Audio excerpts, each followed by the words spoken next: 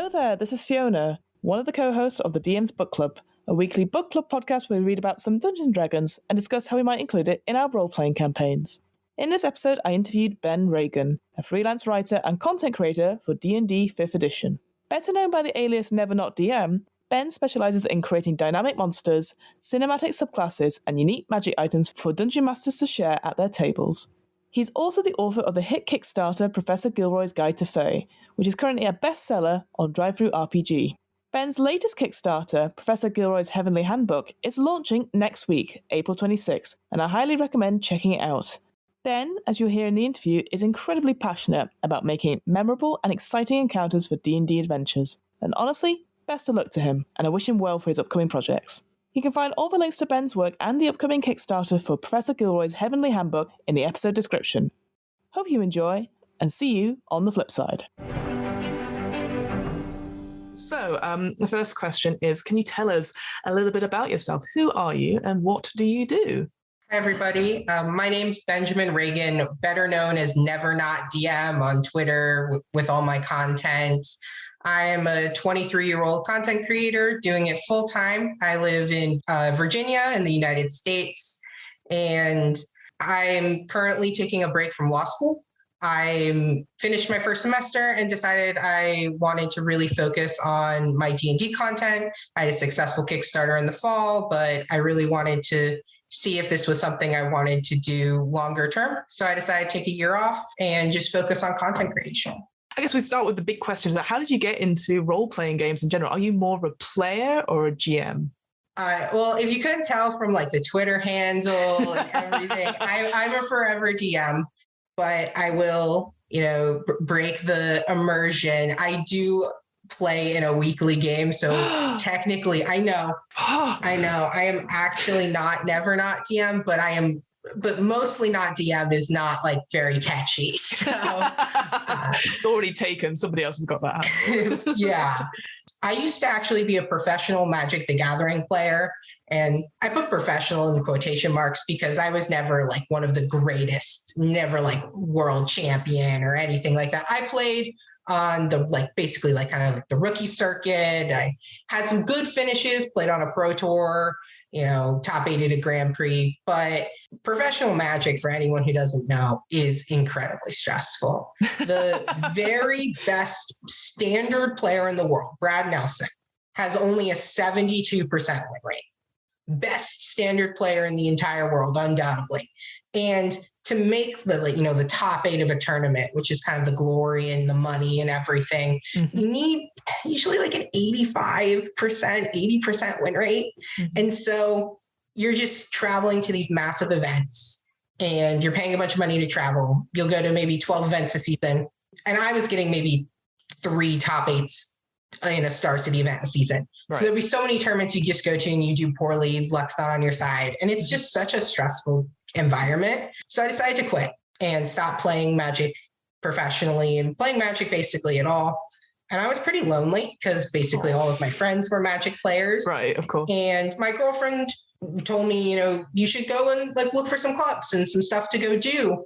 And I had always known D&D, D&D and Magic, they're pretty much they're entwined. You've got Ravnica and Theros and all the sets that move together. They're both at Wizards companies or Wizards IP. And so D&D had always been something, I spent a lot of time in game shops. Tons of Magic players play D&D. So I was working at Barnes & Noble's, just making some money for a summer job. And I met a girl. She walked in, was looking to buy a DMG. I talked to her and she told me about a club at my university that I was attending at the time. Didn't know there was one. And I thought, well, this is perfect. This is exactly what my girlfriend said I should, be looking into doing. Turns out that girl, Emma, ended up being my very first DM. Oh, amazing. Yeah, so completely coincidentally, I saw her in June when she came into Barnes & Noble, and I started playing in September, and she was just running her first campaign. That's such a beautiful sort of narrative as well, giving the DM's guide and then going in to play that game. That's so amazing. So what is it about Dungeons and Dragons for you then? Obviously, I know, as you sort of said, you're full-time creating your own content, but what is it that sort of really got you into just, I guess, writing D&D content then? the instant I sat down to play D&D, I knew I wanted to be a DM.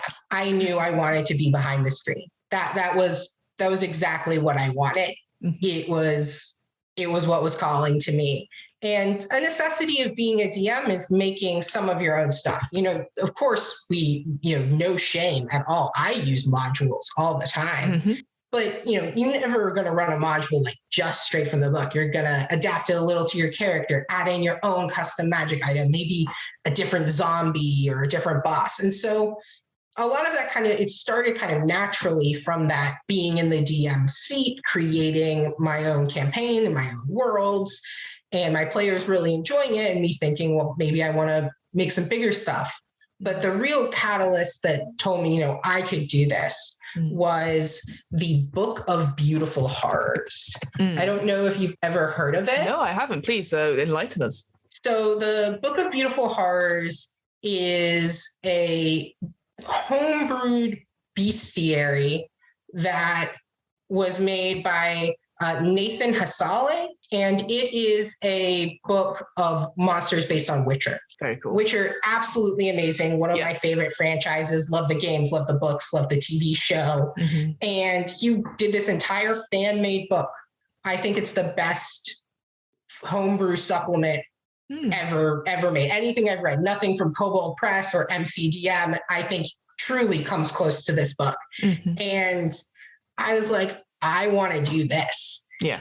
I run so many of the monsters in that book and just absolutely love them. Mm-hmm. I'm like, this is it. This is what I want to do. Mm-hmm. And I just started making more content.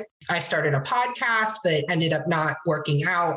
But with what I learned from that and what I learned from Homebrew Create, from like reading the Book of Beautiful Horrors and then getting into other people's homebrew was, looking and creating my own content. So that's kind of where I really got that first start. It was a progression from a DM, then seeing outside of the official materials, and then going, I can do this. I want to do this. That's awesome. I love that. Like getting inspired by other people's homebrew and like, I love this. I want to do that. I think that's such a beautiful thing in the sense of like just creatives supporting creators and stuff like that. So yeah, that's kudos to you. Going into like writing new content then, where do you get sort of inspiration from? I know you sort of just talked about The Witcher, which I can 100% agree. Yeah. It's like, let's mine that for all the D&D content as well. But do you particularly have like, not necessarily a method, but if you're thinking of like, I want to write something, is it TV shows? Is it music? Is it films? I'm a huge fantasy sci-fi nerd. I grew up watching Star Trek and Star Wars with my dad, reading Lord of the Rings. And, now I'm the biggest Brandon Sanderson fan of all time. I've read everything that man has ever written and will read everything that man ever writes. I don't understand him. I don't understand how he writes so much. Mm-hmm. But to me, where I kind of get a lot of my ideas is I'm a top-down designer. So really there's kind of like two big philosophies in kind of creative design for D&D and magic, which is something else that shaped a lot of my design. Is top down is basically you build from an idea. So an example would be, I want to make a Oath of Blossoms paladin. I start with this idea, this theme that I've got, and then I build mechanics to fit that theme. Mm-hmm. A bottom-up designer is going to build from a mechanical standpoint. So they're going to start, I want a familiar that is invisible.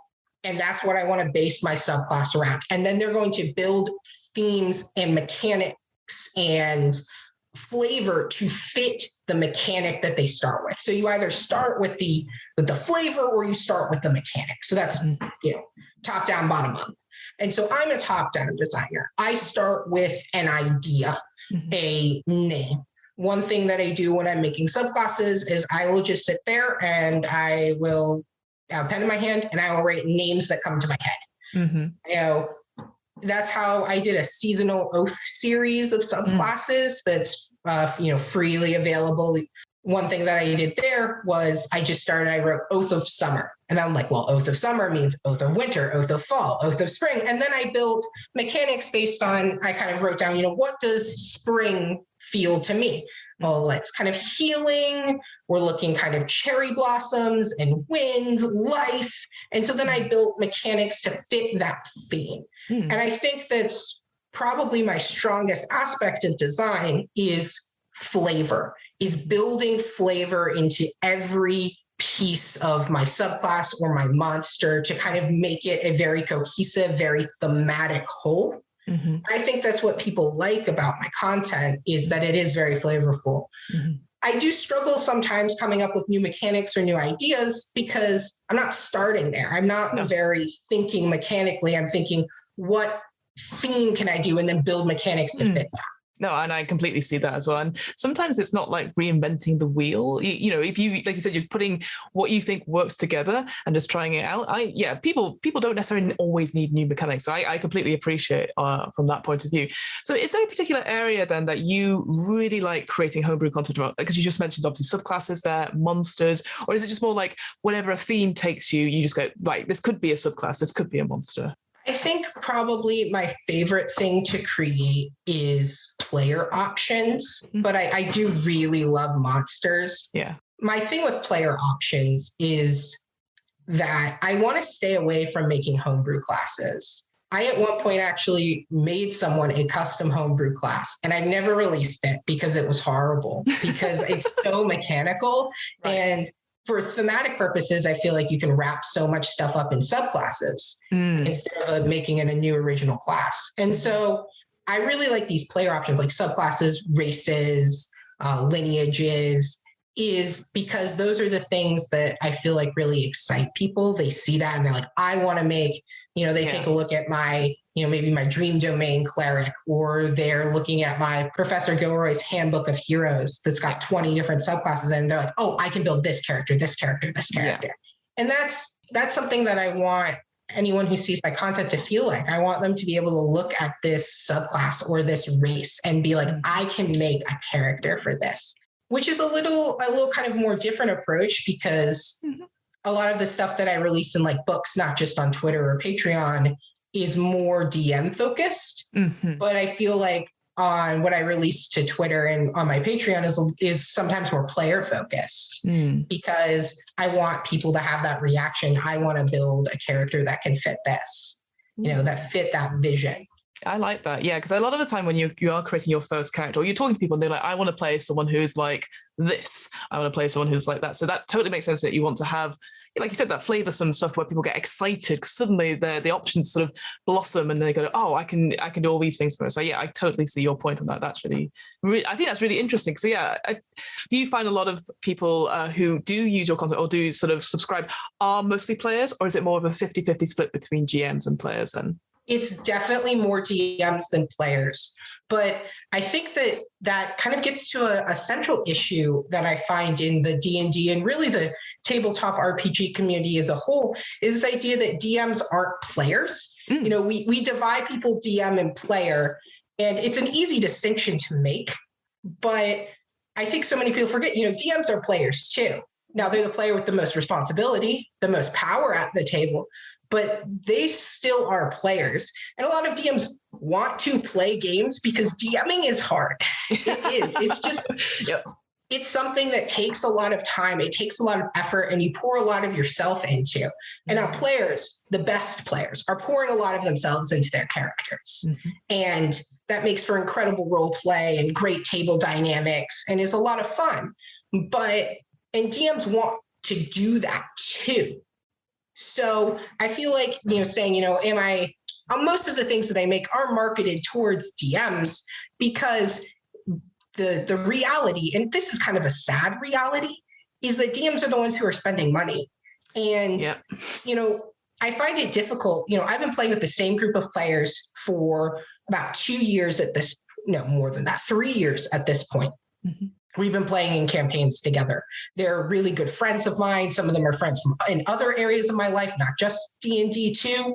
But I still feel weird asking them when we wanted to potentially make a switch to Foundry over Roll20. I was like, well, would everyone be willing to, chip in $5 for us to switch over? And I felt very awkward about doing that because it's the expectation that I feel is that DMs spend the money. DMs buy the extra books. Players might have their PHB and maybe Xanathars, possibly some of the other character options. But DMs, we've got the monster manual. I've got a bunch of Kobold Press's Tome of Beasts stuff all on my counter. I've got Kickstarters that I've backed. So I'm the one who's has so much of the content. I find that you market more to DMs because they're the people who buy the content to use for the players.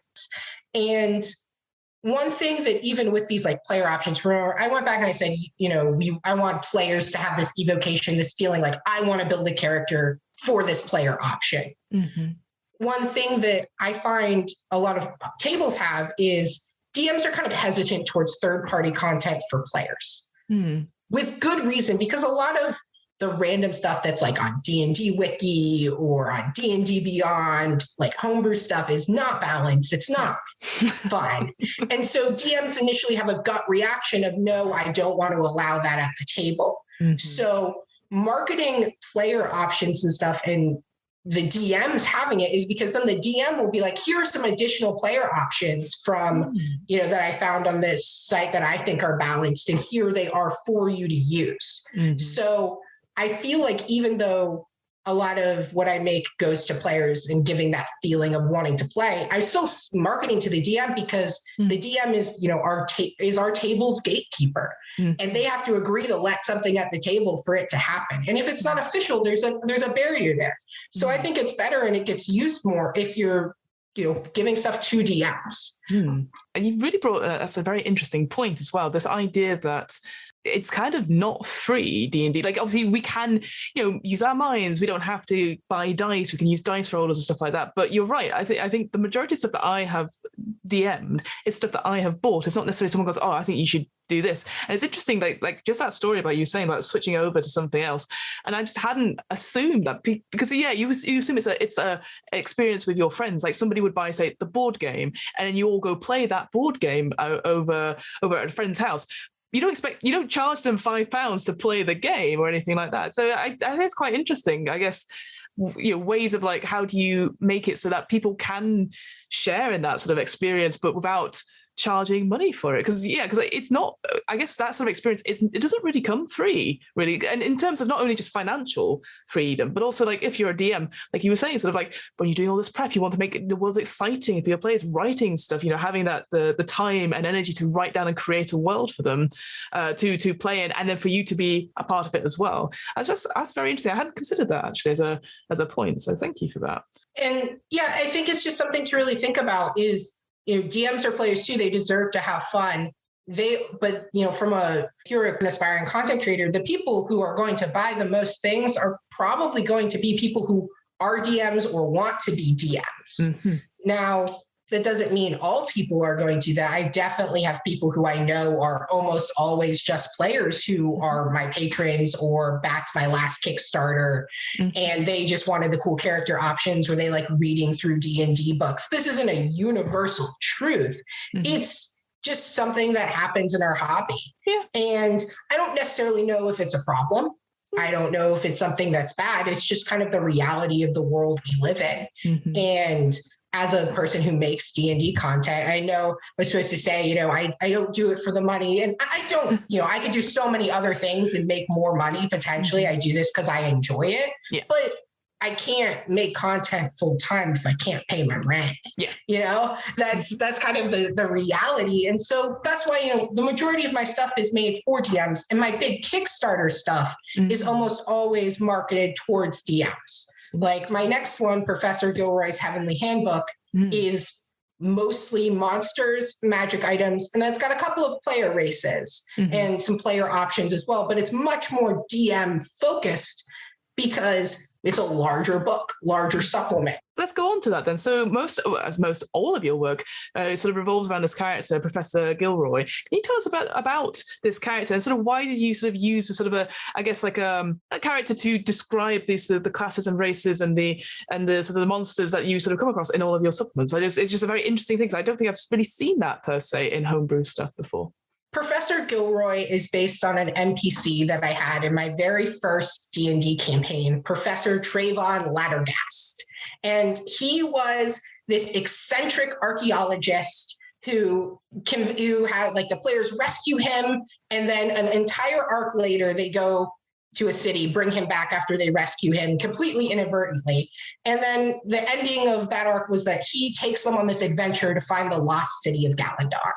And lots of shenanigans happen, and he ends up sacrificing himself to save the party, using the teleportation scroll, but not being able to go himself, and perishes. And I wanted to replicate that feeling of this beloved, eccentric professor. And I chose Professor Gilroy because the first book, Professor Gilroy's Guide to Fae, was about Celtic myth. And so I wanted a name that kind of evoked that more Celtic feeling. And then I kind of just stuck with it. He's such a fun character to write from. And a lot of the difference between my content and a lot of other homebrew content for these Kickstarters, these Professor Gilroys, is that I try to write from the perspective of Professor Gilroy. So the idea with Professor Gilroy's Guide to Fae and what's coming up with Professor Gilroy's Heavenly Handbook is you open the book and you read a section, and it will have quips from Gilroy, basically talking to the audience. In some places, there's advertisements saying, come to, I'll tell you more about this if you come to my lecture at the university.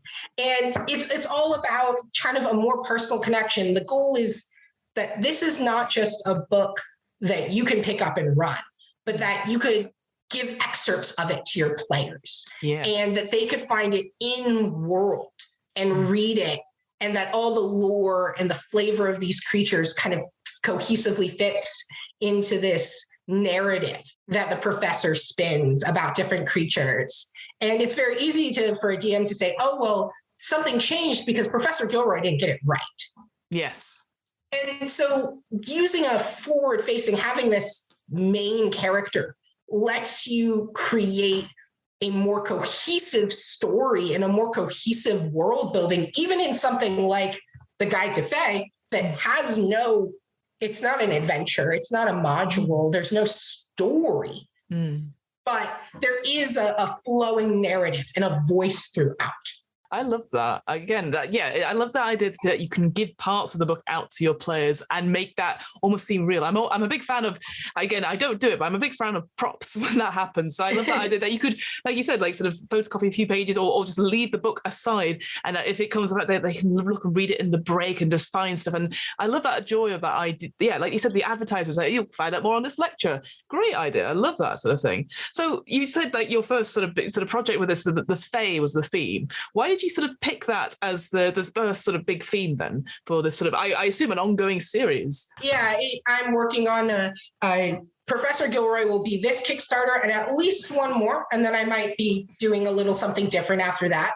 Why I chose Fae to start was I looked at all the monsters in D&D, every single one, and I said, what is missing? Because as a designer, one thing I always ask myself is what is missing from 5e? For example, there's not a lot of blood magic. So maybe that's an area I can explore. Because if you go into areas that aren't really explored in the official material, you're filling a need for DMs. There's like 5 Fae in the monster manual, and in all of D&D, there's maybe 25, 30. That's it. And there are so many amazing Fae creatures in myth and legend that we just haven't brought into 5e. And so that's kind of where one of the reasons I started with Fae is because I saw that need.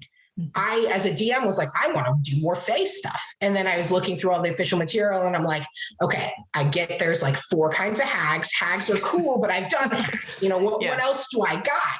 And it's like, unicorns are celestials. I've got pixies, but only one kind of pixie. And so that's where I started, was filling that need. And I'm Irish. I grew up with stories of Selkies and, Kelpies and all different kinds of weird Irish and Celtic myth. And I decided that these creatures are insanely cool. Celtic Fae are some of the most amazing creatures in myth and legend. But they're not really represented. And so that's where I went. Do you have a particular favorite creature then in that first project then?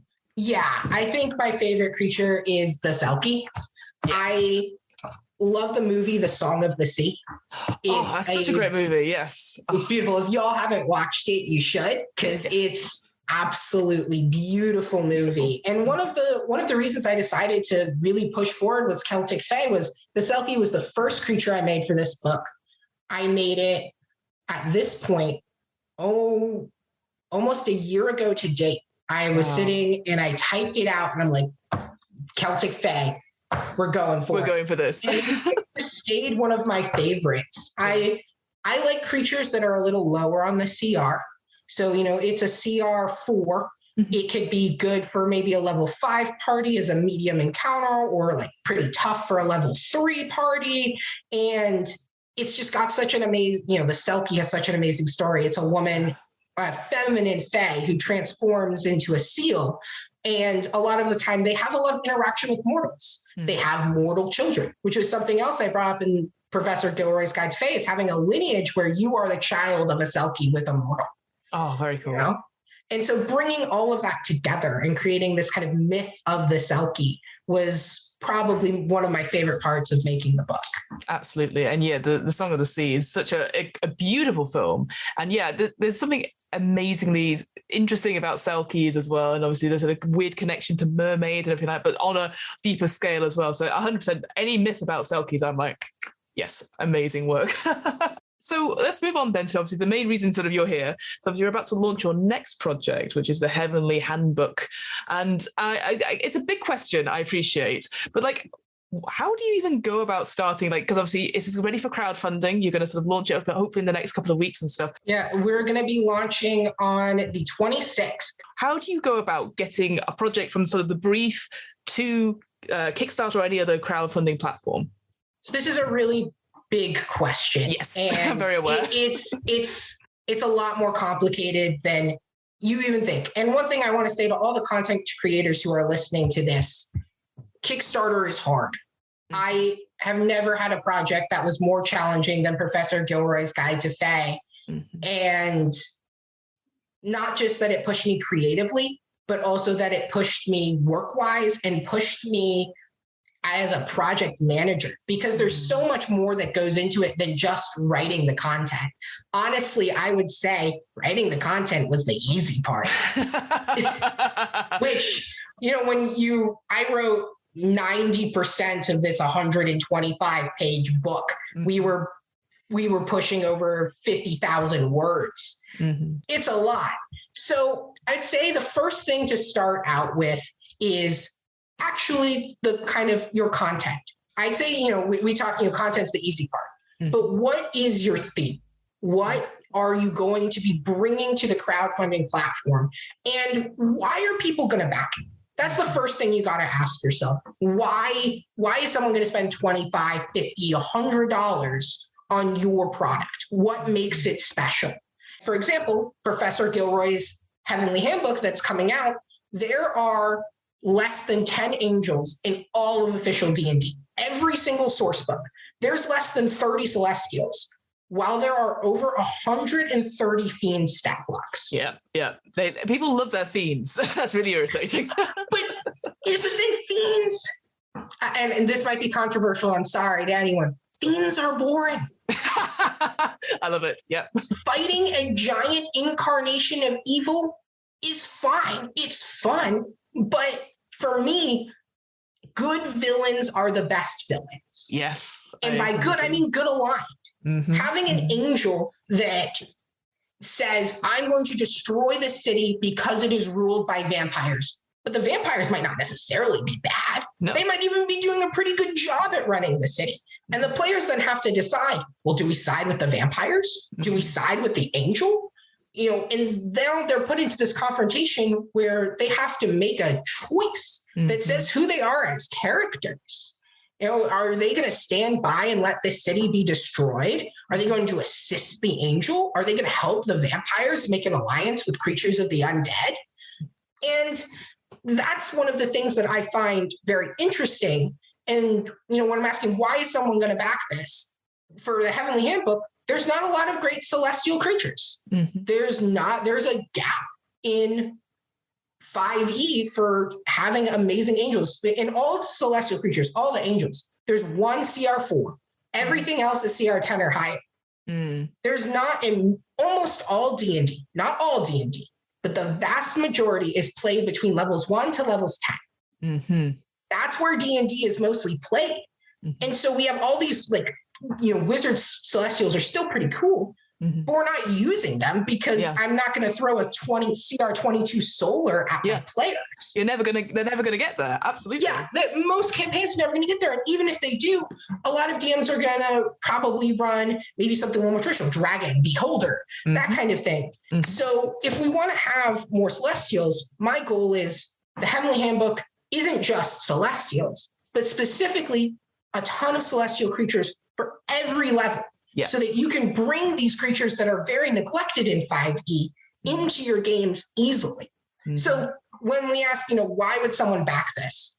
Why are we backing the Heavenly Handbook? That's kind of my reason. There's not enough celestials, and I think there's a need for those celestials in 5e. So that's kind of where I start. Why does someone back?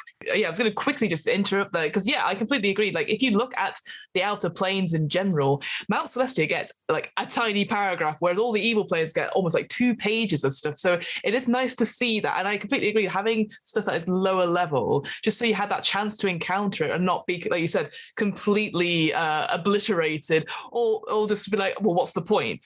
Like you said, there's something delicious about good intention villains, and that you realizing like, oh no, they're doing it for the wrong reasons, and that having that player, such a juicy narrative. So I completely see where you're going. So where do you go next after you've got the brief outline? So you have your idea. You have this is why someone would back your Kickstarter, and obviously you probably want to be confident that your content would be good. So I'd say, quick sidebar, probably don't start with Kickstarter, but Kickstarter is something to build to. And once you're here, you're like, okay, I've got good content and I've got a theme. If you look at the most recent MCDM Kickstarter, they've raised almost, tons of money. A lot of money. What's their theme? They want to create more interesting boss monsters. They're tired of legendary resistances. Legendary resistances are boring. Let's do more interesting design. That's their theme. So now we've got our theme. Now let's think step 2, our audience. Who am I making this for? Well, this book is primarily marketed towards DMs.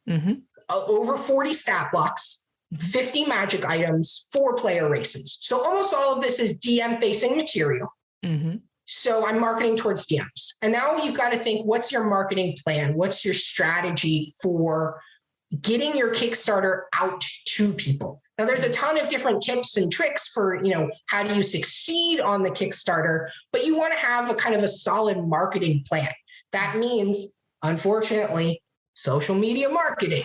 That means building an audience. I have a Discord server, the NMDM Discord server. That's a place where a lot of people hang out, talk D&D, and a lot of those people are tuned into my content. And that's important because not only have I built relationships with these people and they're my friends and I know them, but they know me and they know my content and they know the quality that I deliver. So you've got to build an audience. Not only find out, who is my audience? I want to do this Kickstarter, so DMs. Then how do I get to those DMs? And so that's building your audience, doing social media. I mean, I usually post 4 times a day on Twitter, minimum, at least once a week on Reddit.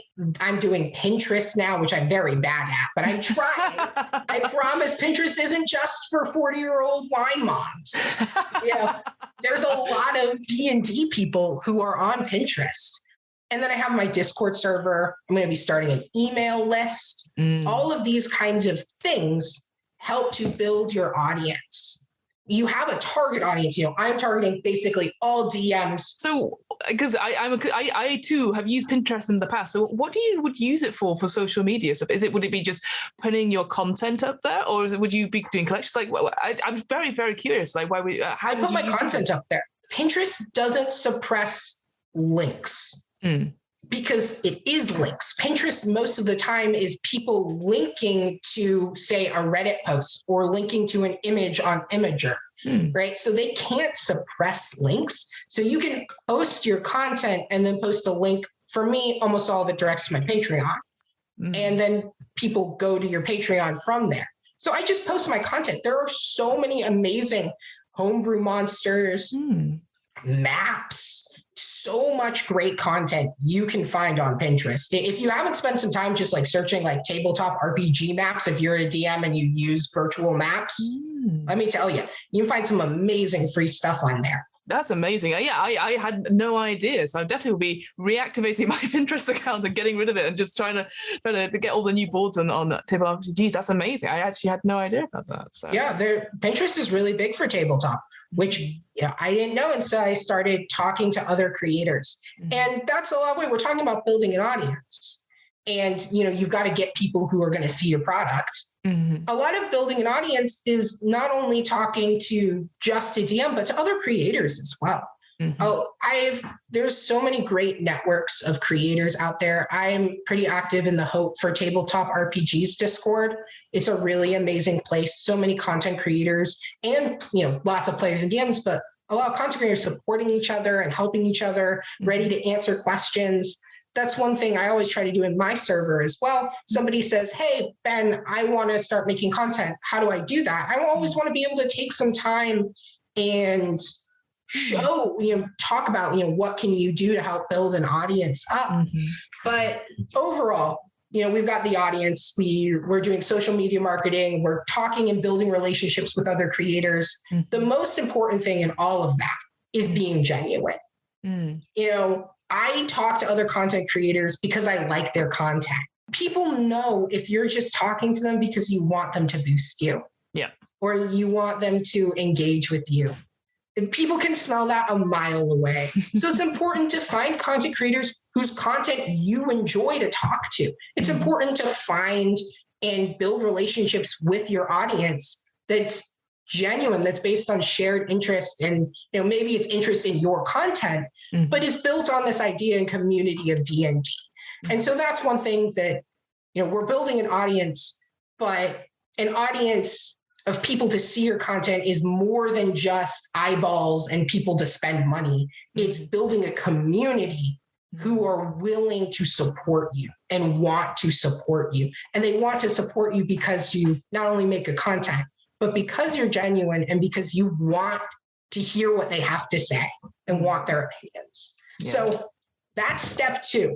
We determine, 1, why would people back my product?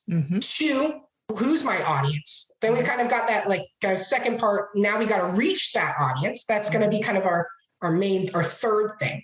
Now we want to go into creating and figuring out the funding and such for the Kickstarter. How much money do I need to make this happen? And I promise you, it's more than you think. Yes, I can imagine it is. Art is expensive. And I say this as someone who loves working with artists, who finds a huge passion in doing art direction. Finding good artists and being able to afford them is really tough. And one of the things that, if you go and you look at a lot of good Kickstarter pages, they have a lot of assets, custom little headers, preview pages with beautiful art, splash art. All this kind of stuff is expensive. And so you want to think and set up, how much money am I going to invest into creating my page? And that's going to be reflective of how much money do I need as a whole. So, for example, for Professor Gilroy's Guide to Fae, I set my funding goal at $7,500. And a lot of big Kickstarters artificially lower their price. They say $10,000 or $15,000. They really need $50,000 or $60,000. They can't publish their massive books at $10,000. But my Kickstarter, the first one, did truly reflect that was how much money it would cost me, not even really paying myself. So that's kind of our next step. What do you need? How much art?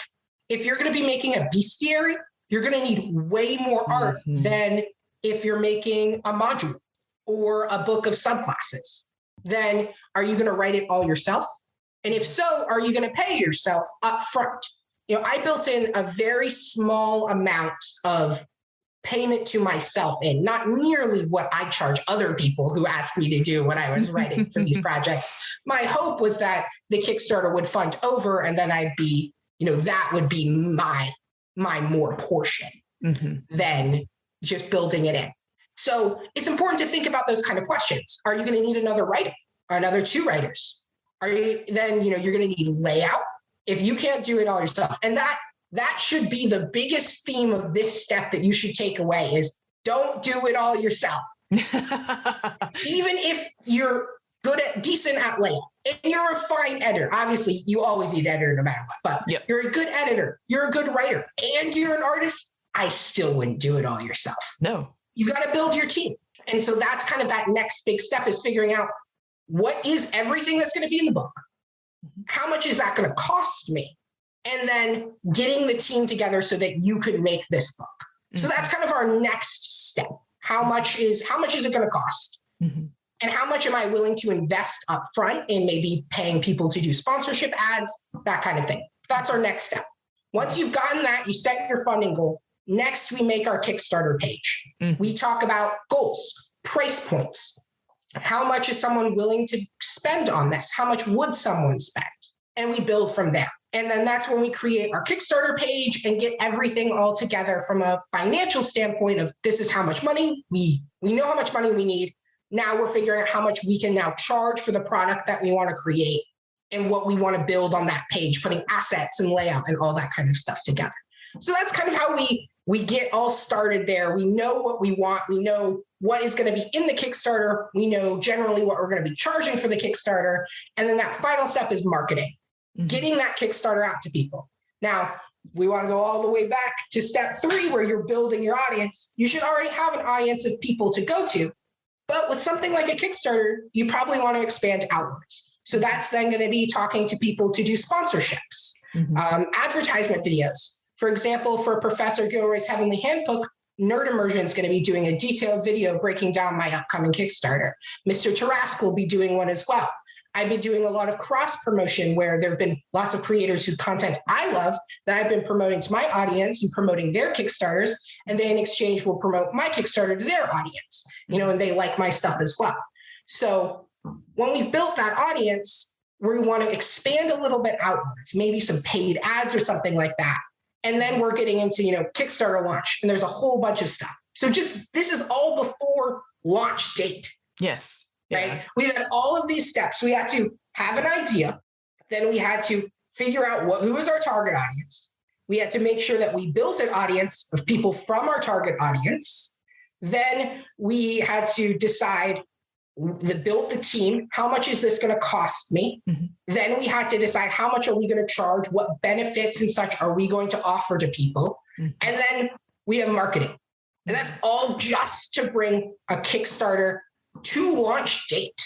We haven't even launched yet. It's interesting when you see a beautiful Kickstarter page, people will just see it's seamless. But as you've rightly pointed out, it is getting that team together. I think it's so important to you always need an editor. You always, if anything, looking at the new Dark Souls RPG that's just come out, they didn't have an editor or they didn't have a proofreader or anything like that. So yeah, I completely agree. Yeah, it's not great. Obviously, there's a lot to think about. Even just that run up for, like you said, to launch the pages to play out. Is there for you for that whole process? Obviously, I know there's always there's always delays or there's always obstacles, but is there a bit of it that's like for you is like that this is the best bit about launching a Kickstarter, if you see what I mean? Like what, obviously it sounds like it is a lot of work.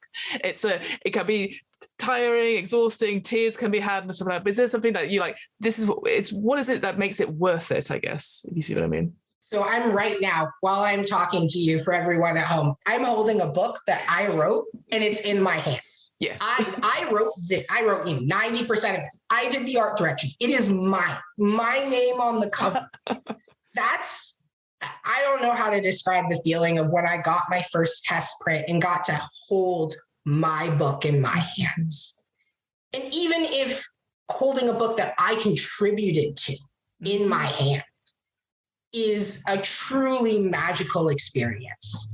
And that comes after. But when we're getting the Kickstarter together, personally, I love coming up with our theme and, why would someone want to back this? When I was making everything for the Heavenly Handbook that's going to be launching on the 26th of April, what did I want people to see when they saw it? I wanted it to be clear. You're getting races, you're getting creatures, you're getting magic items, and then creating materials that are going to explain to DMs why do you want this book, and coming up with this kind of like marketing strategy and making advertisements and thinking about how can I get this out to a ton of different people. One thing I did that it was shameless marketing ploy here was on April Fool's. I said on Twitter, Wizards and D&D Beyond or have agreed that every new source book will come with a free PDF.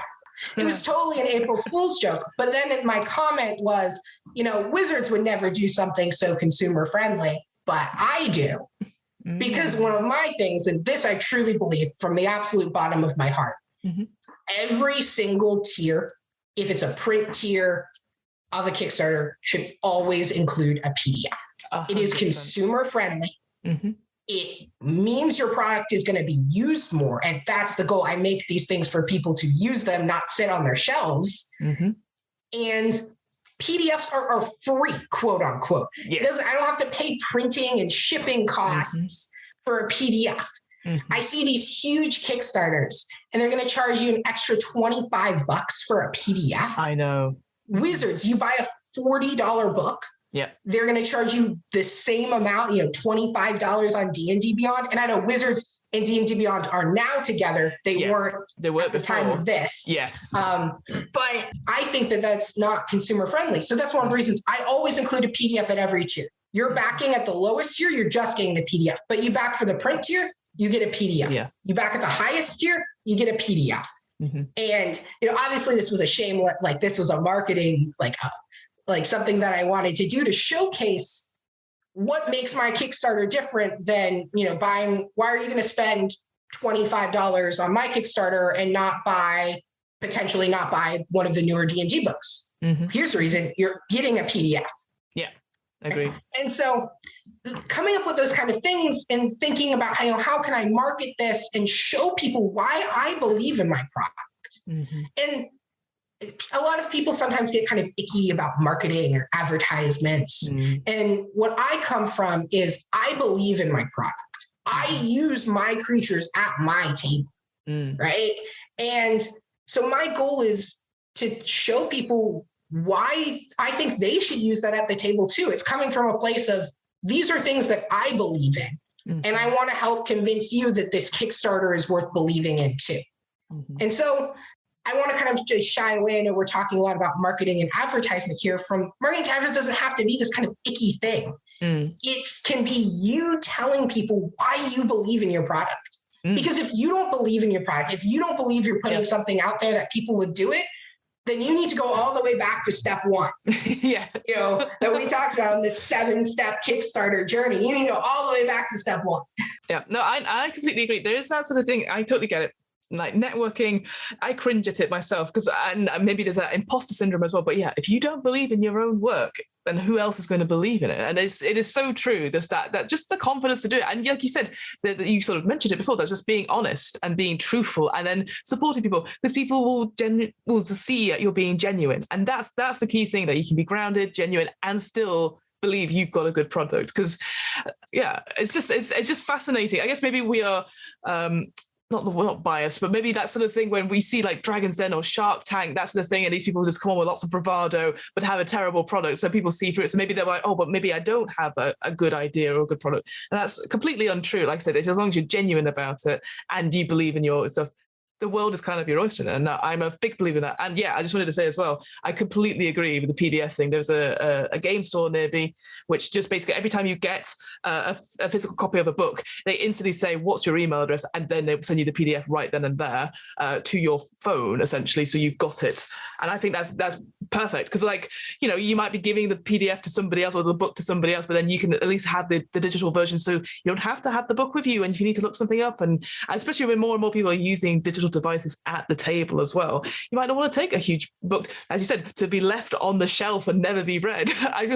It's so bloody true. That's one thing that I try to do with all of my Kickstarters. And we've talked a lot about how we got up to launch date. After launch date, the thing that's most important is being honest with your backers and communicating. I had a lot of people say that was one of the things that they most appreciated about Professor Gilroy's Guide to Fae was lots of communication. There's a delay. Here's why there's a delay. Let's not like hide behind obfuscations. Yes. Let's say, there's a delay. We got set behind a couple of weeks because unfortunately my layout artist, Chris, his computer crashed. Luckily, we didn't lose everything, but we lost the InDesign file, and then he had to go and edit it in a different file. And if you just tell people that, people understand. Yeah. My goal was to get everything out by the end of December. Mm-hmm. We ended up getting the PDF out to everybody end of January. That's not bad. Beginning of February, and then the prints halfway through February. That compared to most delays I've experienced on Kickstarter, that's nothing. That is one thing I will tell people: be very, whenever you're backing a Kickstarter, there's always going to be a delay. We were planning on launching Professor Gilroy's Heavenly Handbook on the 19th, but we had some delays, and it's okay to push it back. Mm-hmm. Just be transparent about why you are pushing things back. Communicate with your backers, mm-hmm. and they'll thank you for it. Mm-hmm. Especially with like how the pandemic happened and global shipping is still a mess. Oh, terrible. Yeah. There was a Kickstarter that I backed, and they had a very conservative printing goal. They were like, it's going to take us, 10 months to get this to print. And I thought that was very conservative, especially considering they already had all the art done. Mm. So, but they still haven't gotten it yet, but their stuff got trapped on a boat from China. Yeah. And, there's just nothing you do. But if they've been communicating about it, mm-hmm. and, am I disappointed? Yes. But is it their fault? No. And it's just important to communicate with me, because if I don't hear from you for 3 months, we all hear the horror stories of what's happened to people who've backed a Kickstarter and then the person never delivers. Yeah. We want, be open and transparent, going back to that, we talk very big when you're building your audience, open and transparency. That's at every step. You got your idea, and then we're talking our target audience, and then you're wanting to be, genuine and like every step forward. It is all about that. Yeah, it's actually surprising, because I 100% agree. Transparency is the way forward, and having that communication, regular communication, even if it's just like, there's no update this month, but here's what we're still planning on doing. And here's, any sort of update is better than no update. And I wish my workplace actually did something similar, because communication is a very important skill, but people just don't seem to have it. But I completely agree. Like Kickstarters, you want to make sure you want people on your side and be honest with them, because as soon as that book comes out, they're the ones that are going to be, spreading the word. They're going to be like, I've used it at my table and all that sort of thing. So the customer is always right. That's not really the phrase here, but it's just like, just be honest. And, you want people to enjoy your content, tell them it's coming, tell them what the issues are and how you are solving it, and be honest about it. It's such an easy thing, but some people really struggle to do it. It's fascinating. And you screw up, you pay up, Mm-hmm. I had an issue with someone's print copy where there was an incorrect version sent to them. I said, okay, I'll fix it, and then I'll send you I'll send that to you. That's free. It shouldn't happen. Right? Yeah. It just, as long as you're honest with people, like, I have no idea how this person got an incorrect version. Not a single other person did. But somehow they had the copy. They sent me a picture. Yeah. So fix it. Yeah, exactly. Yeah. And, it's probably Drive-Thru RPG's fault, really. Right. But it's just easier. I'm the Kickstarter. They backed from me. Yeah. I'm just going to fix it. Yeah, I completely agree. So I guess coming towards the end of this interview, obviously incredibly fascinating. And I obviously you put a lot of thought into creating content, and also then the Kickstarter and fund crowding in general. So, and I really appreciate you sharing your thoughts on that. What would you say for someone who's right at the beginning, who's about to start writing their own homebrew content? Do you have any particular one big tip or general advice you would give to that person? Write something that you will enjoy. Don't write it because you think someone else will like it. Write it because you want to use it. You enjoy it. If you write from a place where you're like, this monster, I think it's cool, right? You're coming up with your new monster to release and you think it's cool. That's the most important step. Mm-hmm. And after that, get somebody to proofread it. Yes. Next most important thing. I have ADHD and dyslexia. Mm-hmm. If my stuff isn't proofread, it's bad. It is real bad. Like, I don't want to show like the first draft of Guide to Fae, like the alpha. Oh my God. Bad. but we all start from somewhere, so that's okay. Yeah, and, this isn't, you have to hire a professional editor. No. This is show it to a friend or two and just have them look at it, and they'll be like, you said intelligent save, but you're throwing a fireball at them. Yeah. Or, you misspelled present and it's instead something like that. It's really easy. Just, have someone else look at your work before you throw it out there. Mm-hmm. I'd say those are the two biggest things. You got to believe in what you're doing. You've got to like what you're making. Mm-hmm. And then you've got to have someone else look at it. You have someone else look at it and make it so that other people can enjoy it. And it's not just like you just put it down on the page and then it's out there and done. Yeah, I completely agree. So I know, obviously, you've got the Kickstarter about to go and everything like that. And I always feel like this question is always a bit pointless because obviously it's like, well, you've just done this thing, you're doing this thing. What other plans have you got for the future? Do you have, is there stuff that you can talk about? Do you have an idea what you would like to see the rest of the year come out? Or are you just like, you know what, I'm just going to concentrate on this right now? I'm in a concentrate now mode. So for people who want to follow or keep up with my content, I post a lot of stuff on Twitter, and becoming a patron is one of the best ways to get regular content updates from me. I do three updates a month on my Patreon. I did a magical tattoo supplement last month. I'm working on a vampire origin sorcerer for coming out this month. Mm-hmm. And I'm doing a bunch of really cool collabs with some amazing map makers and writing encounters and creating creatures for them. Mm-hmm. So I've got plans, mm-hmm. but Heavenly Handbook is the big thing for right now. Yeah. I would like to do another Kickstarter this year, mm-hmm.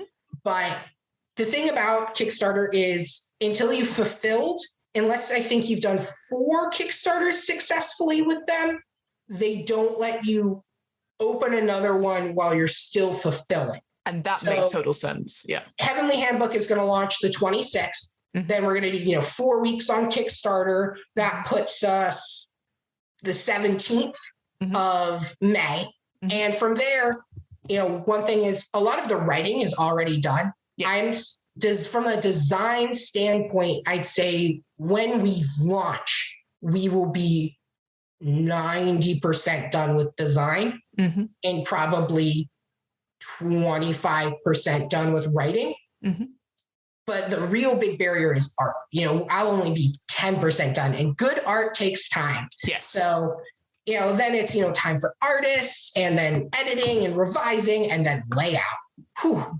A huge portion there. And so if that gets in time, maybe you'll see another Kickstarter for me in October. Mm-hmm. It might have something to do with Japanese myth and legend. Oh, very cool.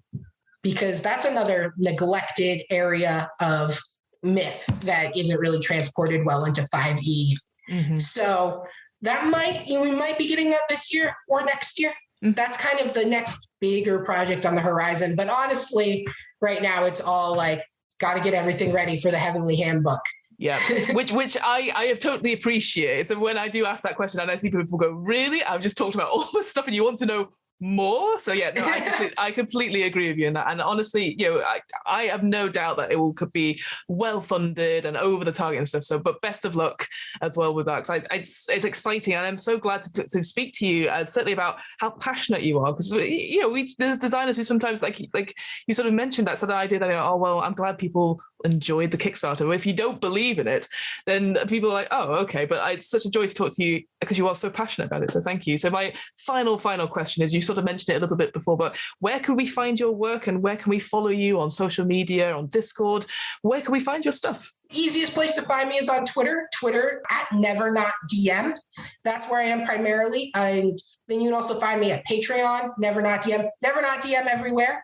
And that's where you can find my work. Twitter, I release stuff free every week, ask lots of questions. One thing that I really care about is I ask a lot of questions because I care about what people say and factor that into my book. I asked a question about 2 months ago. I was like, what makes you back a Kickstarter? Mm-hmm. And I got maybe 100 responses or something. And I read every single one of them. Mm-hmm. And a lot of what people say is actually shaping how I'm approaching the Kickstarter page this time. Mm-hmm. So I ask a lot of questions, engage in stuff on Twitter. And if you want to more personal, you want to, talk to me or get involved in the community, you can join the Discord, the Never Not DM Discord. I'm sure that you could find a link in the podcast description, or you can find the link on my Twitter and come join and hang out. We do monthly design contests for Homebrew. We talk about world building and D&D and movies and stuff like that. You can come hang out there. Brilliant. Oh, thank you so much, Ben. I appreciate your time to talk to us. And like I said, best of luck with the Kickstarter. Thank you so much. It's a nerve-wracking experience, but I can imagine. I'm just crossing my fingers at this point and going, I've done everything I can. Yeah, you are the manifesting it. It's now out into the universe, as it were. So I appreciate that. Thank you.